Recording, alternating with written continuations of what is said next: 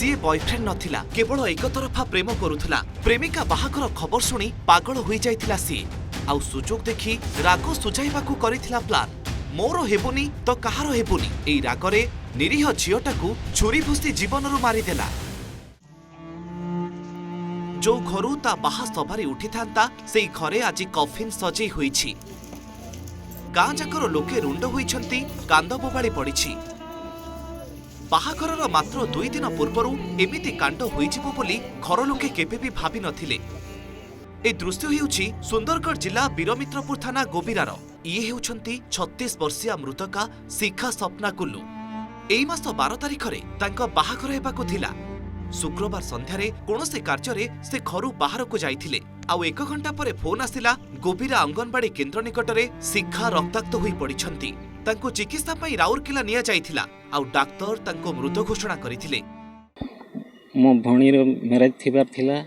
ये आगरू को संध्यारे कोन मारी देले, काहे कि एमती कले सेटा मु जानि पारुनी। से छुरी रे मारी देछि। पिलार ना हेउछि मुकेश कुल्लू। काहे कि मारला आ कोन पई मारला सेटा तो जानि हेउनी।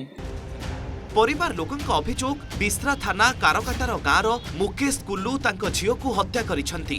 चलित मास 5 तारिख दिन मुकेश चर्च को जाई शिखांको विवाह न करिबाको धमक देइथिले। अभियोग मुताबक तांको कथा न मानी बाहाघर हेउथबारु से ही छुरी भुसी हत्या करिछंती। पुलिस अभियुक्त मुकेश को गिरफ करिछि। एई घटनार तदंत आरंभ करिछि पुलिस।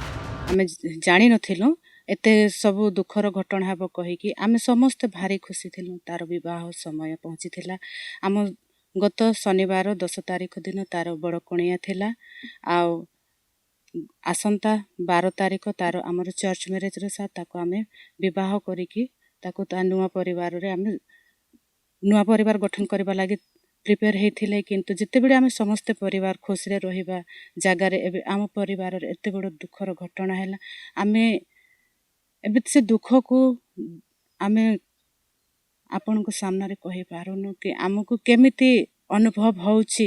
केते दुखर छाया आम परिवार रे भी खुशी रो छाया जागा रे आम परिवार रे एमिति दुखर छाया आमे एटा को हम सही पारुनु। तार किंतु काली 12 तारिख 12/1/2025 तार बाहाघर माने ठीक हेथिला। बाहाघर को तार ठीक हेथिला।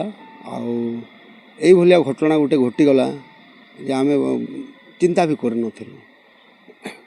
आउ एबे जो घरे जो मातम हेगिर अछि आमे केते खुशी रे थिलु। किंतु एई भलिया गोटे घटना घटी गला। तार मुकेश कुल्लू से था गोटे छुरी मार देछि। एई भलिया मारिछि जे 3-4 जगह रे मार देछि। माने गोटे राक्षस जो भलिया करंती ना आकु माने तार हृदय नाही किछि नाही।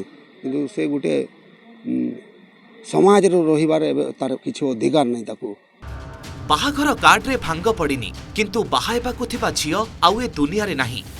गाँ लोके कहउछंती बाहाघरर 2 दिन आगरू तांकू हत्या करिछि तार एक तरफा बॉयफ्रेंड। छुरी भुसी अति निर्मम भावे मारी देइछि।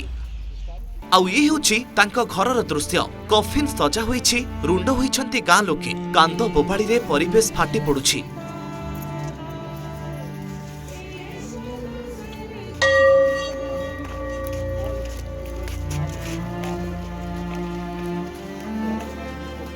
शवयात्रा हुई गाँ मशाणी रे शिखा को कबर दिया जाइथिबा बेले पुलिस घटनास्थल रे पहुंची। साइंटिफिक टीम पहुंची आरंभ करिछि तनाघना। Birmitrapur Rakesh Sahu report, Odisha reporter.